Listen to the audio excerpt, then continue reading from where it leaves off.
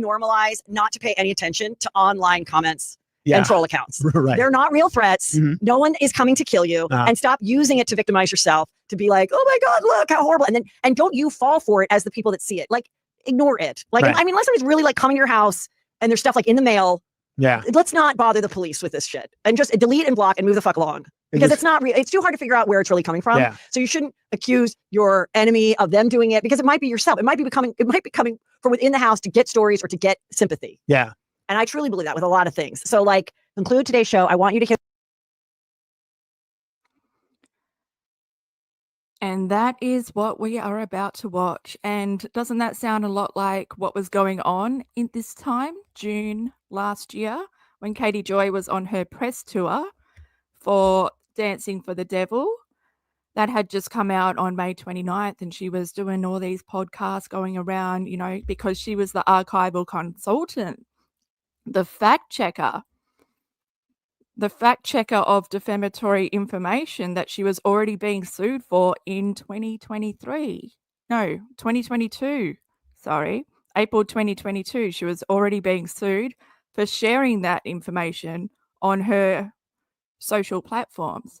So what does she do? Go and take that information and make it into a Netflix documentary where she is the fact checker.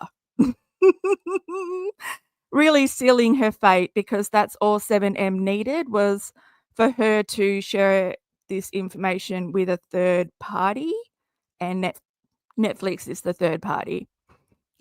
Hey, Cactus crew, thanks so much for tuning in. Replay crew, make sure you check out the timestamps. They're in the description box below. And also after the live, I'll put some links in the pinned comment. The whole 7M playlist. I never got around to watching this, so this is my first reaction, as usual. If this is your first time here, hi, I'm Bill. Welcome. I hope you stick around.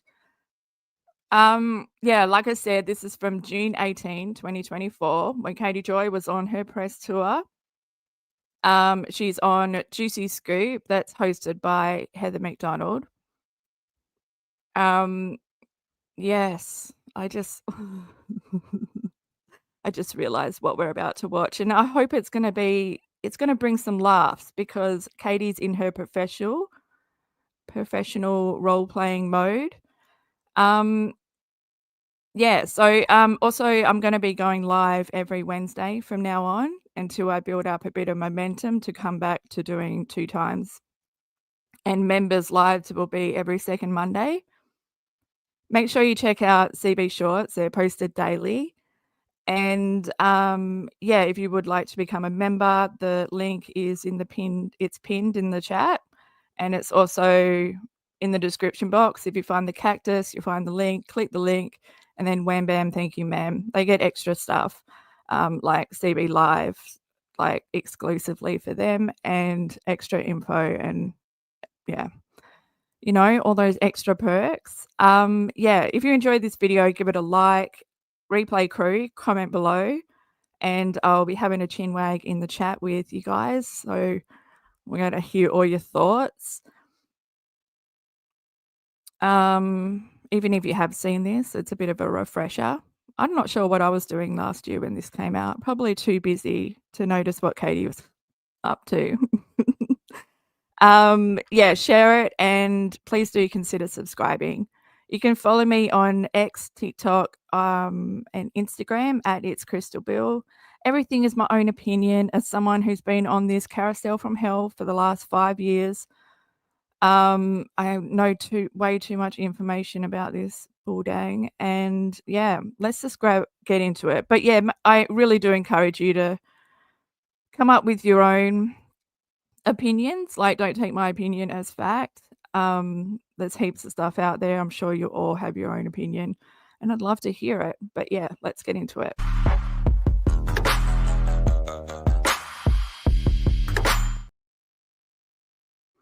Hey, Cactus crew in chat. How you guys going? Hey, Raven. Hey, Michelle. Hey, Sarah. Yes, I don't usually go live at this time, but I'm going to have to go live at this time for Yeah, until I start working at nights, which will switch over in the summer. Oh, Jana. Oh, did I say your name right? Is it Jana? Jana? Yana? I just butchered your name. Okay, well, I was thinking, let's just get straight into it. I'm eager. I love Heather. I think she's a great host. She swears, which is so up my alley. And yeah, like I said, it's Katie's press tour. She was the only one doing anything. She was like, no survivors were out there doing interviews. No, it was all Katie. She's the expert. She's the one with all the information. Can you believe that she was the fact checker for information? Oh, Carrie, how you going? It's good to see you. The fact checker for information that she was being sued for. Like, what kind of idiot would risk their livelihood, their career, their reputation to like go and make a docuseries? Like, I keep thinking, like, what if Robert Shin set this up for her? They were just waiting for someone dumb enough to take the information, because basically it is all a smear campaign. Nothing has been proven in court yet. They couldn't even wait until both court cases had come to an end, a conclusion. They just jumped straight in there with information that is not been proven. And so yeah, let's just watch Katie in her professional mode getting interviewed by Heather McDonald. So it's June 18, 2024. This interview I did. It's very juicy. And so many of you have asked me about the Netflix documentary Dancing with the Devil, about a religion that included all these TikTok dancers. And a lot of people have been talking about it. And I interviewed Katie Paulson, who really had a big part in getting the story out there through the mainstream media and other people picking it up, which made this documentary happen. And so let's get into that interview right now. Hello and welcome to Juicy Scoop. I am talking to Katie Paulson, best known for her YouTube channel and her Instagram, which is how I found you, Without a Crystal Ball. Welcome to Juicy Scoop. Thanks, Heather. I'm so excited to be here. Listen, you have a very juicy channel and you covered a lot of cults. And yes, you contributed to the documentary Dancing with the Devil. How did they contact you to have your involvement in that, which is on Netflix, which is about these TikTok dancers that we all enjoy watching so much? Some were couples, some all met out in LA. And the documentary is how they are super talented, but they also believe in God. And they joined this church run by this man a pastor named Robert Shin. yes. And after being part of that church for a while, he said, you're so talented. Why don't I form a management company called 7M that will help you guys secure dancing jobs and brand deals and whatnot. And so he's in charge of the church as well as the management company. Yes. And that was a big part of the documentary. Yes. Based on how much they would end up paying for their gig. So they'd give 20% for the management. Yep. But then they're also giving 30% because they broke it down into 3 10s to the church. 10. Yep. 10% tithing, 10% 10% man of God, and then 10% first offering, meaning like the first 10% of your paycheck. So really it's just another 10%. Which is, I never had that when I went to church. They would just encourage you to give. I grew up Catholic, and they were Catholic. It's like you're supposed to give. They would send you but I know Mormons. It's like a real hard 10% of your income. Yeah, and things like that. He comes from like prosperity gospel. He would say he would not be, but it's very prosperity driven. The more, with the idea of like the more you give, the more you'll receive. The bigger the gift, the better the blessing. Right. Yeah. So you became aware of what was going on and they show this in the documentary. Yes. Miranda, who is one of the dancers who ended up marrying this other guy that's part of it. And now they're the Derricks. Mm-hmm. Her sister Melanie and her parents went live with a plea of saying we have not talked to Miranda in a while, and we're just going public with it. And Yes. that was brought to your attention. And then you started to, get their message out through your channel, correct? Yeah. So I found out about it from one of my followers. Like, this family just went live and they're really worried about their daughter. You cover cults. Maybe you could help them. They knew that I have a lot of like mainstream journalists that follow me. And so they felt like if you post on your page, maybe an outlet will pick it up. And that's what happened. So Right. So the Sun wrote about it. Yep. Daily Mail wrote about Yep. it. Yep. Because I've established Mainstream media, more like commercial gossip media, nothing legit like, the New Yorker or, well, yeah, the New Yorker did pick it up, didn't it? But the only people that follow Katie are gossip magazines. Trash. relationships with different journalists, different outlets. And I think that's kind of what you do in this industry. And yeah, so I reached out to Kelly and I said, hey, like, I've covered cults for years. And I know that one of the things that you can do is try to get as much, if we push it out and we get enough exposure on this, maybe it'll go bigger. And then it got to sort of a point where even though it got pushed out and even though there was exposure, Robert sort of took the narrative back, right? And he changed things up, which you see in the series. So it was March of 2022. It was February 24th, they went live. It was March 2022, everything goes viral. And near the end of March, I was approached by Tim Milgram, who is a choreographer, or not, a director that has a dance studio, and Isaiah Shin, who's Robert's son, used to work for him. And he quit to go work for his dad, which he thought was weird. He's like, my dad's making me quit to go work for him. And he noticed that all these dancers were leaving with him. And Tim felt almost a sense of responsibility. Like, if I didn't have Isaiah in my studio, maybe he never would have met these people. He almost felt like it was his fault. I see what you mean. So he was saying because he had the dancers in his studio and Isaiah was doing filming the videos for him. Yeah. That is how possibly they met Isaiah. And then Isaiah was like, hey, you should come and, come to our church. Got it. Okay. And so for Tim, he just felt like, oh my gosh, did I do this? Like, he's a really well-respected director. Everyone loves to go to his studio for dance. He does classes. He's not a manager, so he didn't sign any of these people. He wasn't in charge of their careers or anything like that. But so he approached me and he was like, listen, I see what you're doing to help the Wilkings. I know the Wilkings because Melanie and Miranda have both danced here. And I want to help. I know Isaiah. And he's like, I have a friend named Jessica. She works for WVE Entertainment, WILMER Valderrama Entertainment.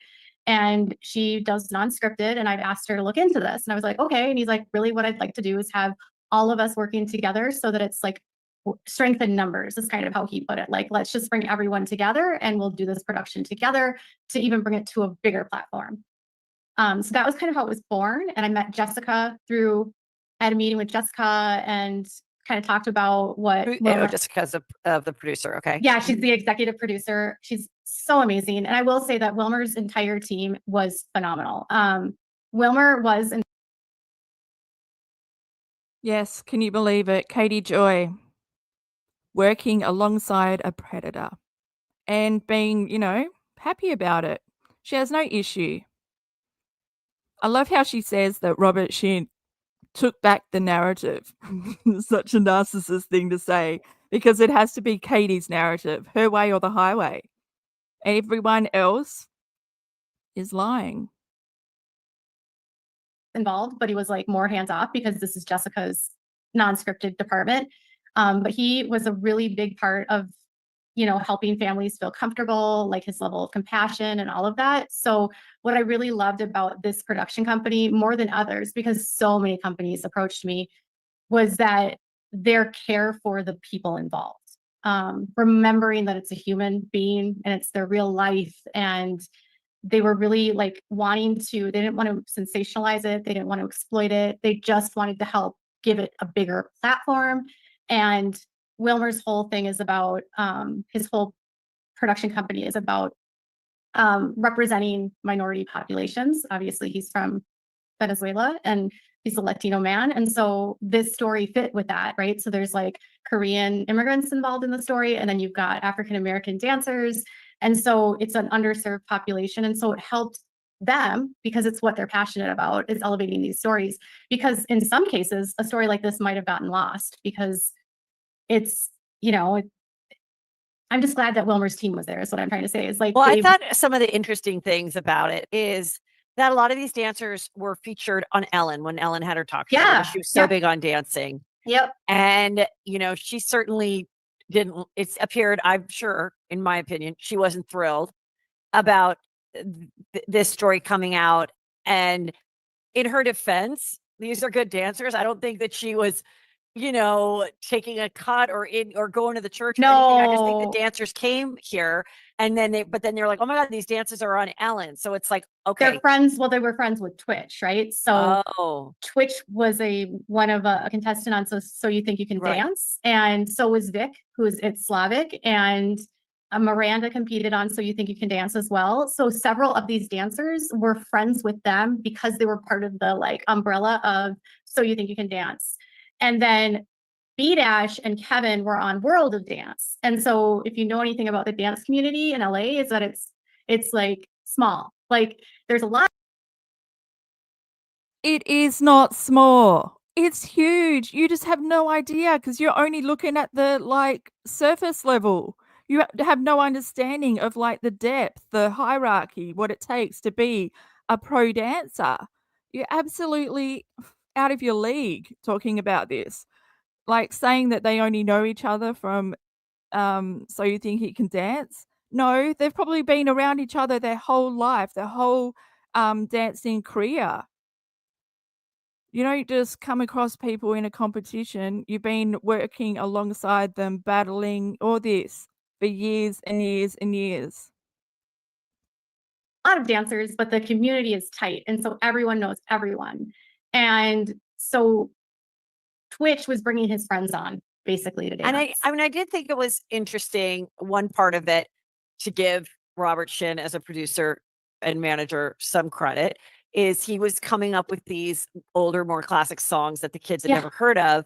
Yep. And, you know, it reminds me of this other guy I interviewed during COVID, this really cute guy, I can't remember his name, something white. And now I can't remember his name, but he went viral because he was like singing old 1970s songs. Oh, and really? He was so cute. And he had like kind of wavy hair, and it brought Was it Vic? No. Because that's he was Slavic. just lip syncing them. But it just kind of went Oh, viral because it was nostalgic, and it was also Yeah. like these great hits. So in the videos that they did Yeah. were great. They were shot great. They dressed sharp. They were two really great songs. It was charming. It was good, clean fun. No one was twerking. It was like, Right. I could see why It felt was- like wholesome, right? yeah, I Like, could see why it was such a big thing. And in the documentary, though, we see that, you know, these kids don't, you know, have a lot of money. So isn't it great that you guys, wait, I have a property that you can all live at. right. And at the house, just like there are TikTok houses and YouTube houses where a bunch of kids get together and collab and make videos Right. and everything. So it was kind of like that. So Like high quality is what Aubrey Right. said in the And, series. So how right. would And- they know that it's not weird, right? 'Cause, right, like, exactly. And I there's think so many that's- other people out there doing this. I and think also that it's like, you know, hey, we believe in God.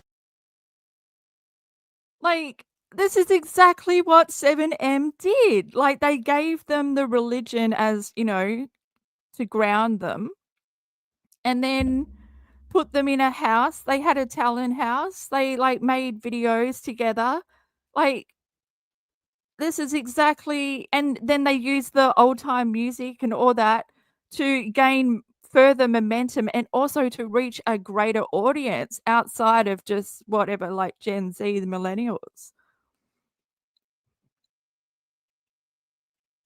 God, and you know, we believe in the scripture, and this is helping us, and it's providing, you know, a discipline and like all that kind of stuff. So I do get it. And then also there's that side of like, well, maybe Miranda, you know, was happy to get away from her sister a little bit, and maybe she wanted to be on her own, and now she's in love with her husband and all of that. yeah. And so then, but I could see what also thought was interesting is, and I wish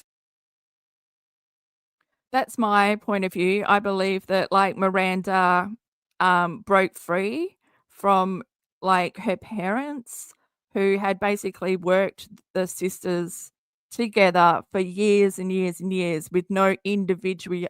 No individuality. Why can't I speak? It's too early in the morning and it's cold. I'm blaming it on that.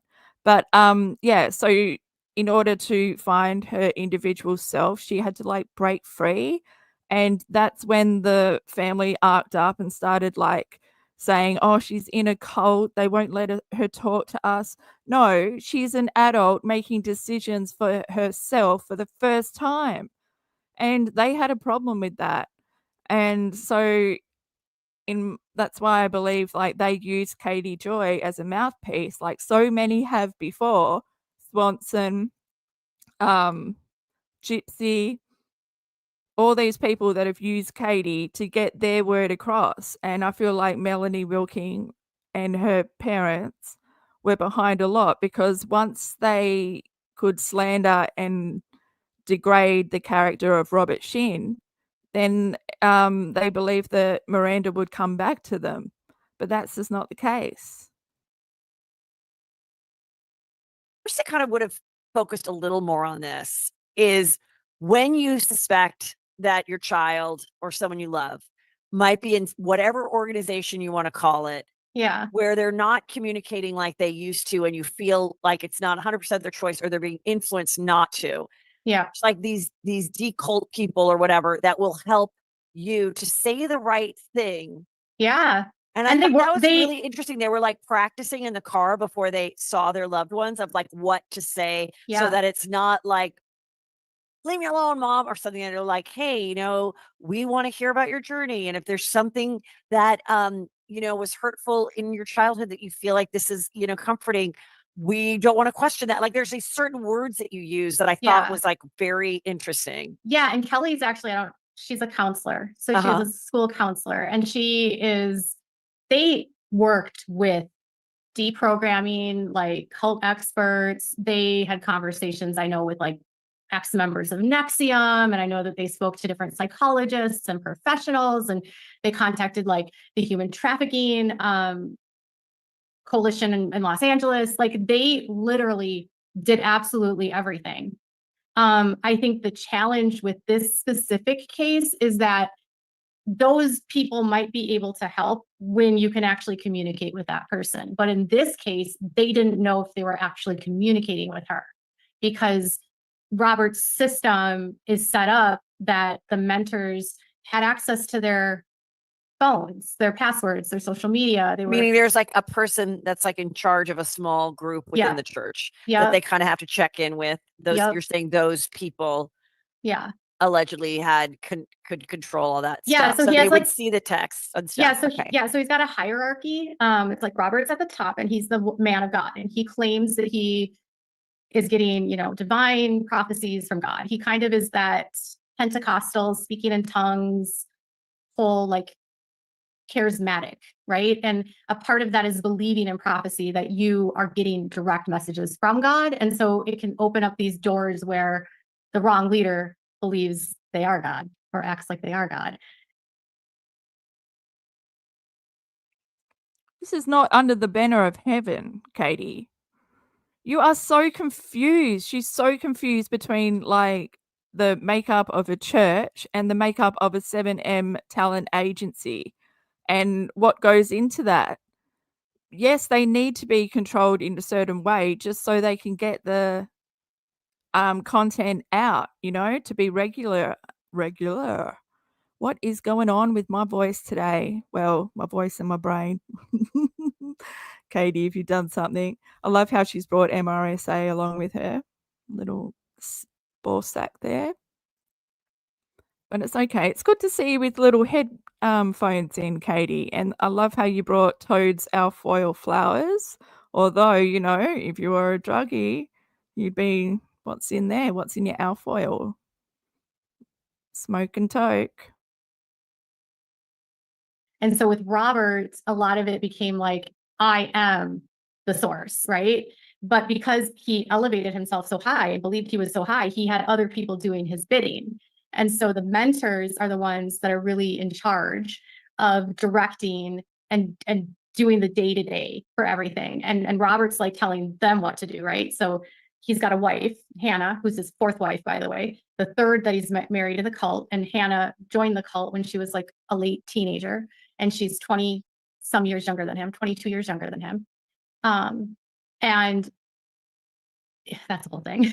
But these mentors, Hannah is the manager, and she's also the mentor for Miranda, right? So because Miranda's having this person above her, they don't know if it's Hannah or if it's Miranda. And then the way that Aubrey explained it in the series was that, you know, they had to go to their mentors for everything. So they couldn't spend money without talking to their mentor. They have to report throughout their day what they're doing to their mentors. And they have to talk about if someone's reaching out to them. And then their mentor might tell them what to say. And the mentor might actually log in and type it for them. And in the case with Miranda and the other people, there was a suspicion that we've kind of had confirmed that they weren't really controlling their social media. Even though they could, they also had, the mentors had access to delete things, block people, you know, type in their DMs. So, and then with Robert's team, I think you're confused between, you know, having a mod, like someone who can back what comments and that are seen. Having that access is not having control. It's just like an extra layer of security, because they do get so many comments, so many people interacting with them on all platforms like Instagram, TikTok, Facebook. Teaching the die to yourself, which we haven't really talked about, where a big thing is that he teaches them that, like, in order to be fully committed to their walk with Jesus, they have to die to whatever they liked in their life. They have to die to their loved ones to save them from hell. Wow. And so That's one of Katie's like misinterpretations. Like, that's not what it means. It's like you give your all for your art. You make sacrifices for your art. Their art being, they are dancers, pro dancers, elite, top pro dancers. You know, we're not talking about someone who just like crawled out of bed and decided they were going to dance like Janelle Evans. So he's making it seem like their families are going to die, Right. if they don't cut off their families. So that just adds a whole other layer of like, well, if I reach out to my family, are they going to die? You sound so stupid. You sound so dumb. You even look like a deer in the headlights. You're completely lost. You have no idea what you're talking about because you misinterpret stuff, because you take it literally. So a lot of the people that everyone participating is no longer part of the church. Yeah. And Miranda does, you know, come to visit Yeah. and does talk to them. And we see that she did go to her sister's wedding, which happened after the doc had wrapped. And so she just spoke today on her Instagram. Yeah. And she basically is talking to the camera, and she looks great. She looks fine. And she says, you know, since the documentary has aired, my husband and I, prior to that, felt safe in our life. Yeah. Now we are getting all these death threats and messages and emails saying if we're walking on the street, they're going to pick us up and kidnap us. We should kill ourselves. We should die. All this stuff. Yeah. Which I can imagine, if you receive it, is really horrific. But one of the things I want to say about this, because we hear about it so much when someone, whether they're on a reality show and they have a bad edit, or they are part of this documentary about if in fact they might be a part of a cult and unwillingly or not aware of it. Yeah. Is because of what then comes into my social media internet. Therefore, whatever it is, the opposition should be blamed for it. Like, as if, first of all, who is mad at Miranda in this world for dancing and being with her husband? Right. If she is in fact, her parents are mad because they can't make money off her anymore. And Katie never, like, she spoke to Kelly Wilking once.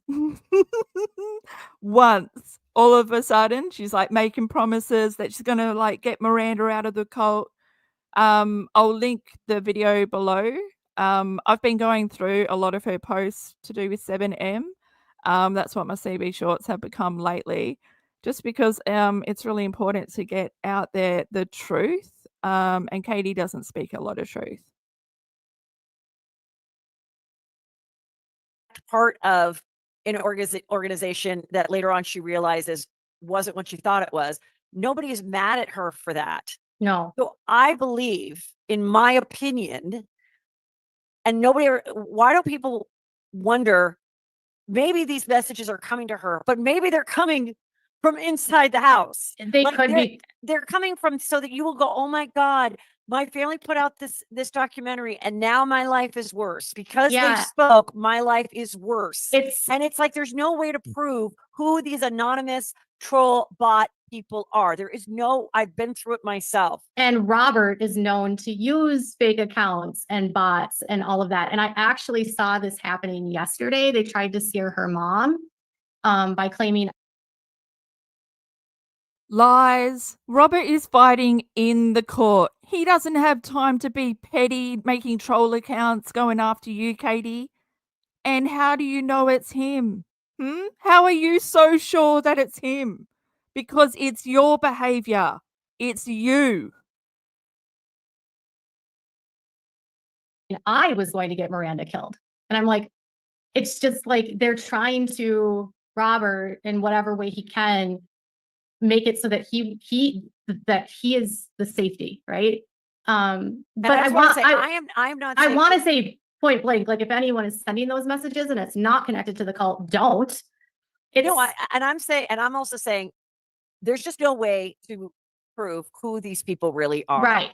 Yeah. In this world of AI, fake accounts, bots, trolls. Yeah. People can buy those, they can disguise them, they can make it look like they're juicy scoopers coming after this girl. Right. They can make it look like that. Like I feel badly that anyone receives even one mean comment, DM, or message. It should never just be like, oh, get over it, girl. Because when you read it, it's really horrifying. Upsetting. Totally upsetting. So it's like, but I just think but when you first get it, if you've never really gotten that before, you do think, oh my God, it's coming from that camp.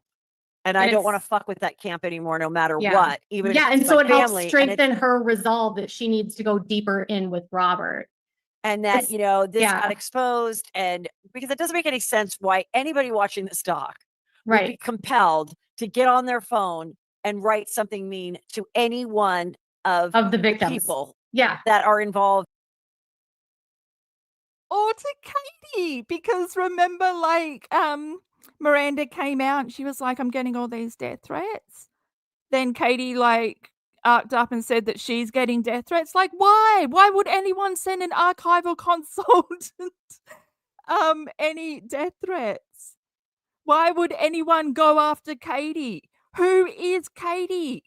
She's not a victim. She's not anyone. She's not related to this story at all. She's just a mouthpiece for whoever is pushing the smear campaign to destroy Robert Shinn and 7M. Like, she doesn't have any brains. If she did, she wouldn't have shared this information, been a fact checker. Like, Netflix is going to come after Katie.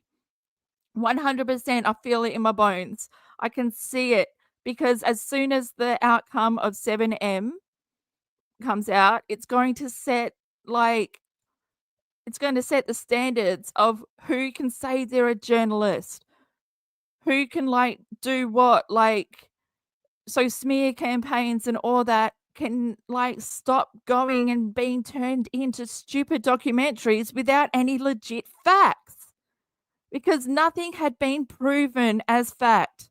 They couldn't even wait until the LA lawsuit or Katie's lawsuit had finished before they made this documentary. Why? Because they don't care. They want the most shocking information. She signed a contract saying that everything that she had shared is fact, when she was already being sued for defamation for sharing this information. So why the fuck is she so dumb? Because she didn't want to miss out.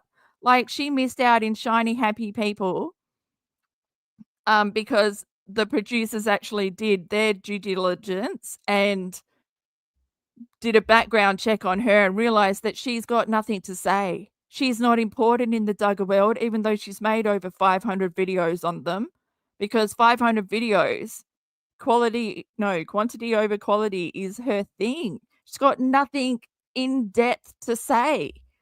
And then same thing here. She just wanted to make sure that she wasn't going to miss out on a documentary, that she was someone special, that she was the archival consultant, she was the go-to person. Make sure that you run that past Katie, because she is the fact checker of the information she's being sued for. And I can't wait for Netflix to come knocking on your door. Of, dancing and believing in this man, whatever. Well, here's the thing is, why would I you don't be think mad at them for Miranda that? is we don't believe Miranda has seen the series. So she doesn't really, in our opinion, like, at least in my opinion and who I've talked to, we don't think she's watched it.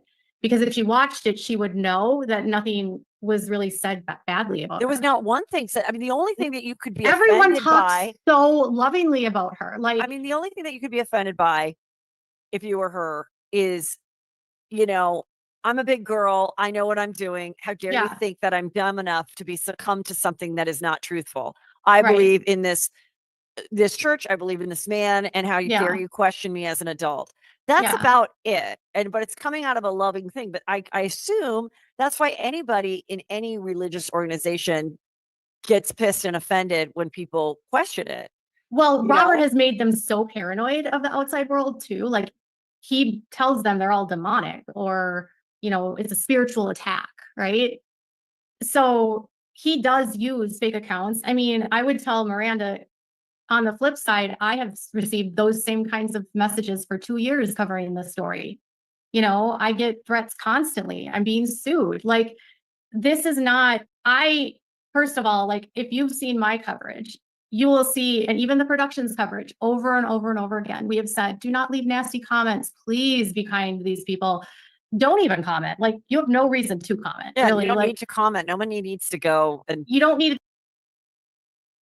Katie, you're the biggest troll of them all.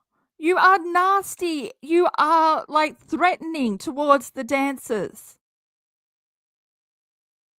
Tell her she's in a cult. You don't need to say anything, really. right. Just leave her alone. Like, and remember that they're victims and they don't know it. So it's like, you don't know you're in a cult until you're in a and cult. also the shame of it is I've talked about that.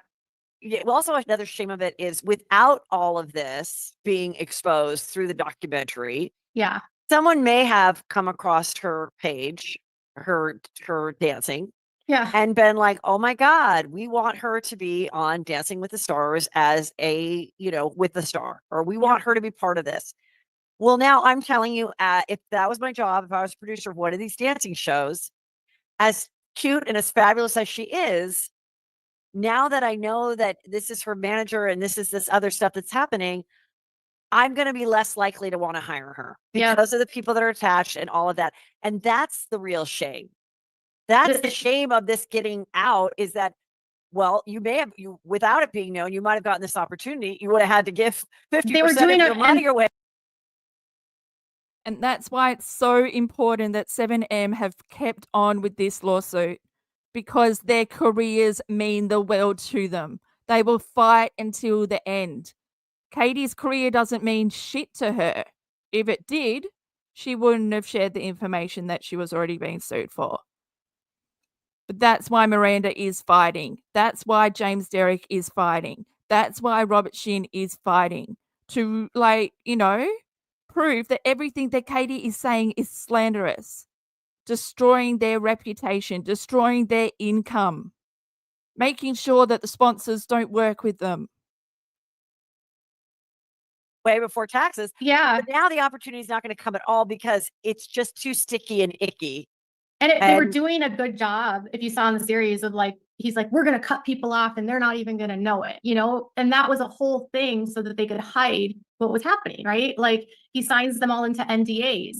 So really, is she going to be able to be truthful? Because if she has an NDA and she can't disparage him, she's not going to blame him for any of this. And she still believes that he's her man of God. And so, of course, it's the outsiders that are creating this. Of course, it's her family that is to blame. But I think I can say this for certain, that her family did not come into this with ill motives. They did not come into this to hurt her, to hurt James. They came in to help get people out. And that live that they did woke up 6 dancers. That live woke up former members that had been in his cult for 20 plus years.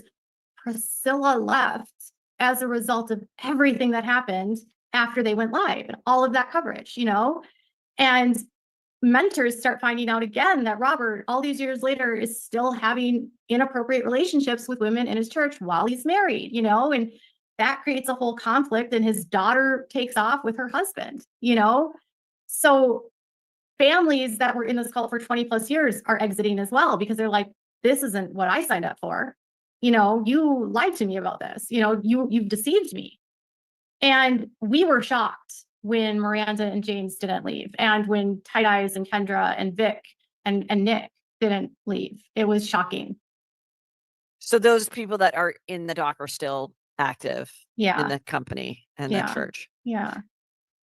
Well, you know, again, this is all, you know, alleged, and then what we see and what has been told and from the Yeah. other members. And she is saying she's very happy. She did go to the sister's wedding, and, you know, and there was some of that in the doc of like, well, go call your family, go see your family, because Yep. this is out. We don't want it to look like you can't be hanging out with your family at all. Yeah. And I think now, because they can't do that, right? Like, he's been exposed. Like, that was a whole thing he was doing. So now what is he going to do? Yeah. He's going to. God, that's what Miranda was doing. She cut herself off from her family because she needed to be able to grow. Sometimes you need to sacrifice shit in order to make a change. And that's what she was trying to do after years of being controlled by her parents, being like robots, basically, pumping out videos and everything. All their TikToks, they were like, Miranda was the biggest talent out of the 2 sisters. So when they lost her, they lost a lot. And they were willing to go to the extreme to make sure that they destroy any credibility of where she has ended up to try and get her back. try to blame the documentary for causing harm to her. Right. And really, anything that she posts right now is coming from him. So, and her mentors are telling her what to post. So do we even know that these are really happening? Do we know? I wonder if what if someone just reached out to 7M and they're a really good dancer, and they're like, hi, I'd like you to manage me, but I don't want to join your church. If you're truly a manager, then why not just like be thrilled that, oh, you have such great people under your management company, manage me. Like, yeah, then, you know, you should be happy that you've been given all this attention. but they You should can't be have the happy that these control. great dancers are now being featured on an international platform. Ugh. So Well, have you looked at Yeah. the views on her Instagram are like through the roof right now? Like, yeah. So, I mean, why isn't there anything positive? Like, I would think a different attitude to take if I was he is to say, look, whatever, these things are not true. What is true is I have these really talented dancers that, you know, that are available to work and for things, and let's make a deal and whatever. And then also on Sundays, they, you know, come to my church and pray or whatever it is. Like, I'm just saying there's a way. It's just interesting, the reaction that's come from it. What Heather said is exactly what is happening. Like, there's no cult.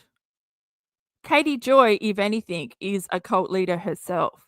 What she says is what it is. When she doesn't have, like, her mind is so narrow-minded that she can't see the bigger picture, and she doesn't understand the world. Like, she's not worldly.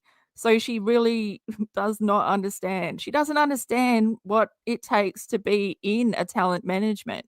She doesn't understand how talent management works. Like, go and watch America's Next Top Model, for fuck's sake.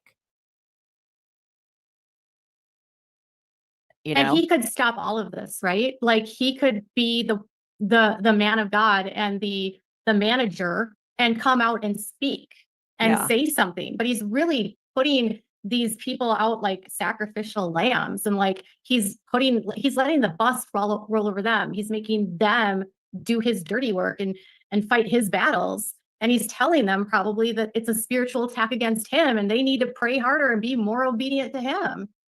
It's Well, sad. what's going to happen is, like anything, in a week or two, there'll be another hot doc or thing that Yeah. people will be talking about. And, you know, and then these families will not have everyone chatting about it, getting the attention. And all they're going to be able to do is just hope and pray that they're able to keep the relationship with their daughter in an authentic way. And like, who knows if that'll happen. And then at a certain point, I feel like the family's got to get on with their life.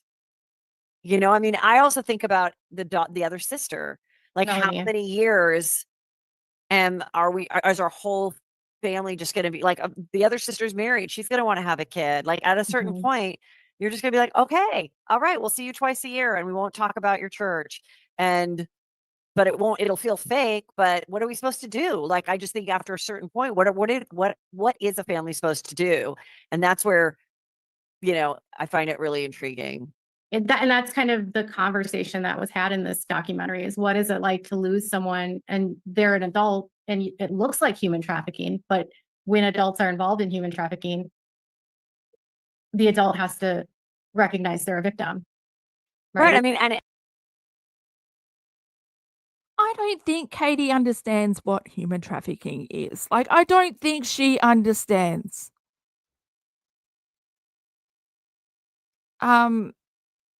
Like, she doesn't even understand that, like, a family is a cult. In all basicness of it, or And this type of thing does happen. Kids go off to college and they get involved in organizations that are very, very different than the mindset of the parents. And the parents Well, are this like, is I don't like- want my son. Yeah.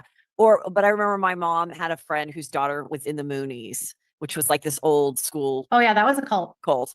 and how terrible it was. And it was Yeah. just like, oh my God, you raise your child your whole life. And it's just like, what are we supposed to do? And then if you're too stronghold, you know, and you know, what are you supposed to do? Kidnap them like when they're adults? How I think right now the concern is that there's illegal activities happening here that are happening very publicly.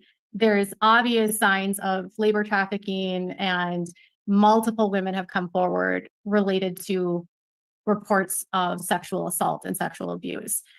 In our research, there's been at least 10 women that have accused him of this. And so it's not just a situation of my daughter joined a group and it's high control. This is beyond high control. I mean, they're controlling everything in their lives, down to what they can post and not post. And then for him to try to say that the documentary is making her unsafe, when the reality is, when Priscilla tried to leave. Who's Priscilla again? She was the one that came out of the cult. That was Melanie's sister. Oh, yes. When she tried to leave, she said she was beaten by Hannah. Melanie's sister? What are you talking about? Priscilla is not related to the Wilkings. Who's Priscilla again? She was the one that came out of the cult. That was Melanie's sister. Oh, yeah. Melanie's sister. I think you're a bit confused, Mrs. Paulson. Yes. When she tried to leave, she said she was beaten by Hannah for an hour. And, you know, she says that Robert raped her for years. And she wasn't allowed to get married and she wasn't allowed to have kids because Robert will not let them have children. So it's like she has filed. No professional dancer at the peak of their career is going to have a child.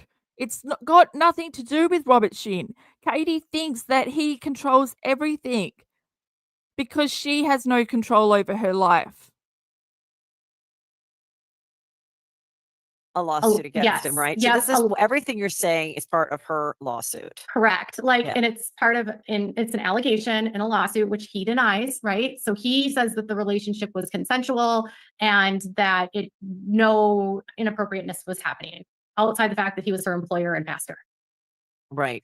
and had her living in housing. Now the court, he tried to get it thrown out when she said that she was being human trafficked, and he said that she hadn't pled that complaint well, and the court basically said, no, she did. You were controlling her housing, her wallet, her keys, access to cars. I mean, Priscilla really was a prisoner in that White House in many respects. And for her to get out, she was beaten. So like, that's the concern about the longer Miranda stays, that could be her. Yeah. And Well, I mean, it was, well, I commend you for, using your platform to get the story out. I really do feel like you were the one that got the ball rolling. And hopefully, whatever happens, they continue to be happy and prosperous and don't fall to anything that's, worse than what we've seen. And we'll see what comes about, and hopefully everything with you in speaking your truth will, come out on the right side. yeah, I'm hopeful. Like this docuseries really helped everything that's been happening to me. And so I would just hope that the conversation keeps happening, that people start questioning like how many women have to come forward before police do anything about someone. Yeah, that was really interesting too and sad. We need a couple more women. It's like, oh my God. So you apparently have to be a serial person doing that in Right. LA, right? Well, I mean, basically, it's like the Puff Daddy thing. Yeah, or Danny Masterson. Didn't happen until, it's like women in numbers. It's, Huh. well, anyway, I'm gonna let you go, but tell everybody. Yeah, or Danny Masterson. Didn't happen until, it's like women in numbers. It's, Huh. well, anyway. Oh God, Katie, you are not speaking their truth. You're speaking your truth, what you believe to be right. And like I've said over and over, when you believe something, that's a form of opinion, not fact. The fact is all of these things are allegations. Allegations that have not been proven in court. So why couldn't you wait? Why did you need to,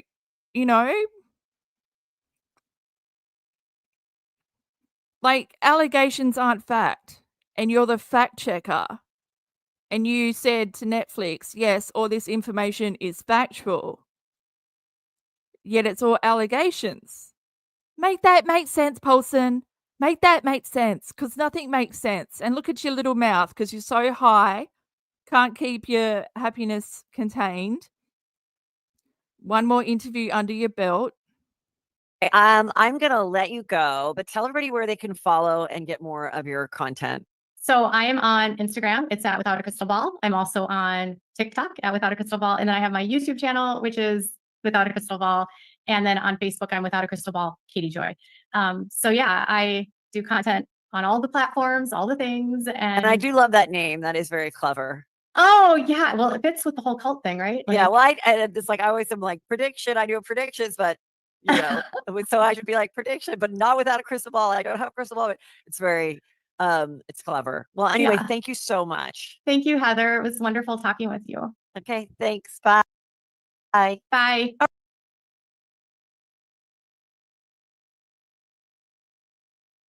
And there we have it. Another interview of absolute bulldang. Yeah, we're just going along. Can you imagine there being a docuseries on Katie Joy Without a Crystal Ball? I think it would be at least 20-part documentary.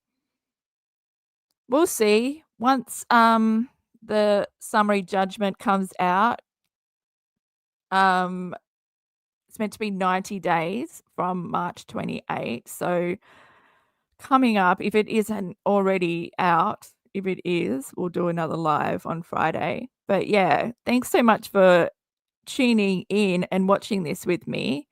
I hope you guys learned something.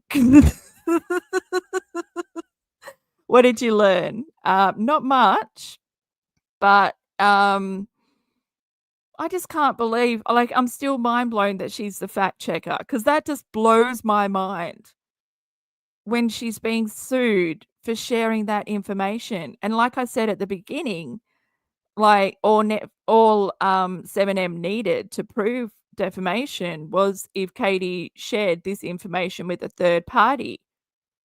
Well, Netflix is that third party, and she's so